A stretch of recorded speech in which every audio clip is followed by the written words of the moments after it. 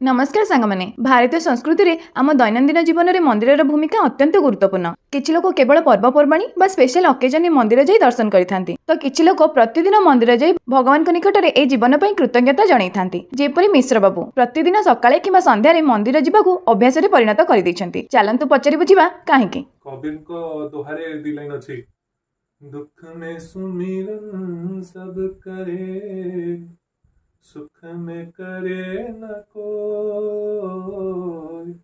दुख में सुमिरन सब करे, सुख में करे न कोई। जो सुख में सुमिरन करे, तो दुख काहे होए कबीरा, तो दुख काहे होए। तेणु दुख हो कि सुख हो, सबुदिन दर्शन करदेले असुविधा कौन।